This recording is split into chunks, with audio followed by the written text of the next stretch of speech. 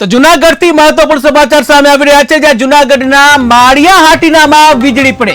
જૂનાગઢના માળિયા હાટીનામાં વીજળી પડી કે જ્યાં વીજળી પડતા 3 ભેંસ સહિત એક ગાયનું મોત નીપજ્યું છે. ત્યારે પશુઓના મોત થતા પશુપાલકે તંત્રને જાણ કરી છે, જ્યાં પશુપાલકે યોગ્ય વળતર આપવા તંત્ર પાસે માંગ કરી છે કે જ્યાં સમગ્ર ગુજરાતમાં વરસાદી માહોલ જામ્યો છે, ચોમાસાની શરૂઆત થઈ ગઈ છે, ત્યારે અનેક જગ્યાએ જે વીજળી પડવાના પણ બનાવો બનતા હોય છે, ત્યારે જૂનાગઢના માળિયા હાટીનામાં પણ વીજળી પડવાનો એક બનાવ બન્યો હતો, જ્યાં વીજળી પડતા 3 ભેંસ સહિત એક ગાયનું મોત નીપજ્યું છે.